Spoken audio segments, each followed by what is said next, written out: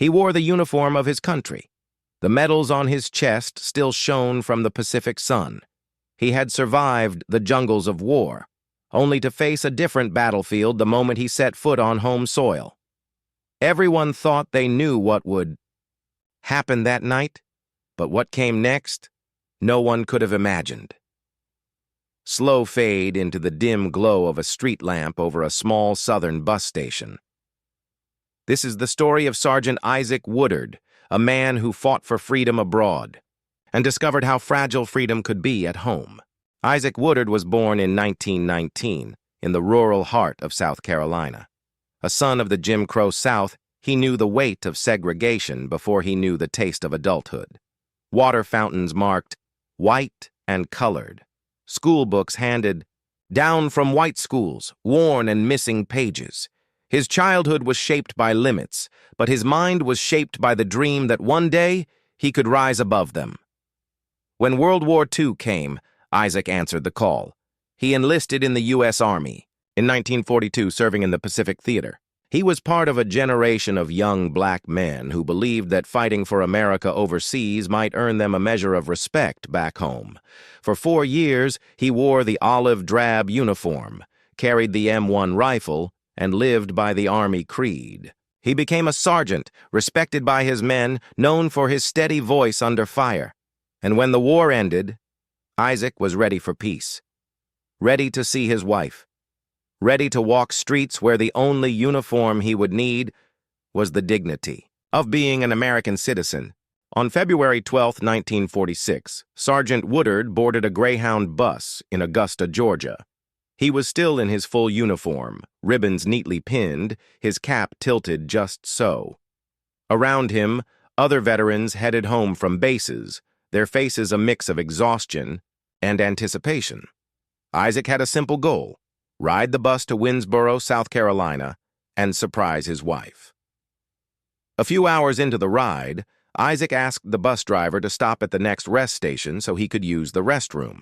The request was ordinary, but in 1946, in the wrong town, from the wrong man to the wrong driver, even ordinary requests could ignite trouble. The driver snarled at him, told him to sit down and wait. Isaac calmly explained that he'd been traveling for hours, that it was urgent.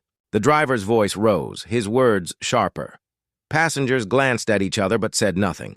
When they reached the next small town, the driver stepped off the bus and walked to a payphone. A call was made to the local police. The message was simple: "There's a troublemaking soldier on my bus. If this happened to you, would you fight or stay silent?" Batesburg, South Carolina, a small town, 2-lane streets, a depot that saw more gossip than travelers. It was here the police chief, Linwood Shull, stepped onto the bus. His frame filled the aisle. Without asking questions, he ordered Isaac to come with him. Isaac, still calm, asked what the problem was. No answer, just a hand gripping his arm. He was led off the bus, the door hissing shut behind him. The street outside the station was dim. In the shadows, Isaac was shoved against a wall.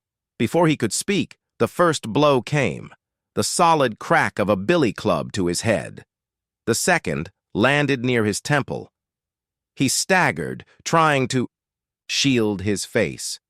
The third and fourth, he never saw coming. In those minutes, Sergeant Isaac Woodard, who had faced Japanese soldiers on foreign soil, faced the most brutal attack of his life. Chief Shull and his men beat him until he collapsed. Blood ran down his face, pooling near the curb, but the worst was yet to come. One of the clubs struck directly into his eyes. Once, twice, darkness flooded in, permanent and absolute. Blinded, bleeding, and in shock, Isaac was dragged to the local jail. There, instead of medical care, he was charged with disturbing the peace, a cruel formality designed to justify the violence. The morning sun rose over Batesburg, but Isaac would never see another sunrise. To understand what happened next, you have to understand America in 1946. The war was over, but Jim Crow was alive. In towns like Batesburg, the law was not an instrument of justice. It was the weapon of those who feared change. White veterans returned to parades and job offers. Black veterans returned to suspicion, resentment, and too often, violence. When Isaac's family finally learned what happened, they contacted the NAACP. Walter White, the organization's executive secretary, took immediate interest. This was not just another case of police brutality. This was a decorated U.S. Army veteran, blinded in uniform, beaten in the country he had sworn to protect.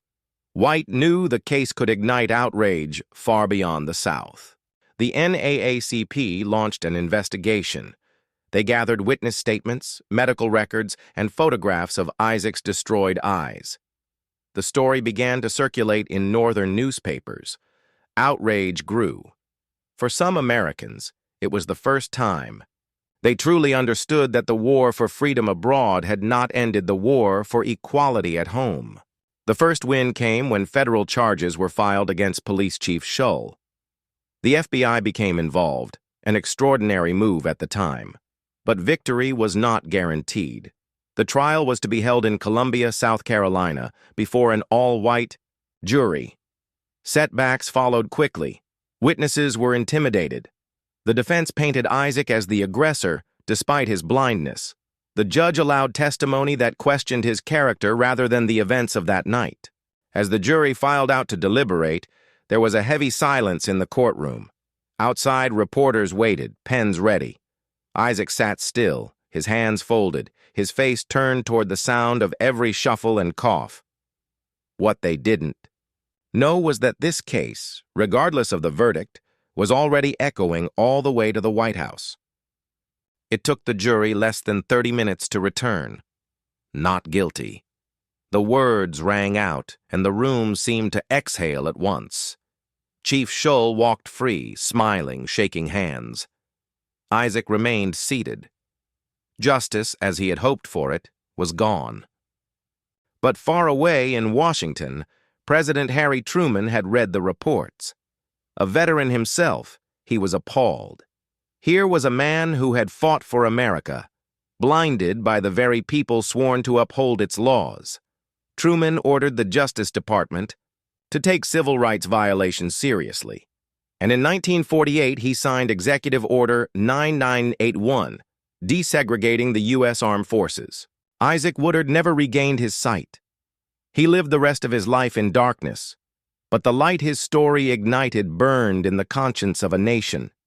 His suffering forced conversations in rooms where silence had reigned for decades. History may change its clothing, but the truth beneath often stays the same. Isaac's eyes were taken, but his story opened the nations. It reminds us that the battles we fight abroad mean nothing if we ignore the battles at home.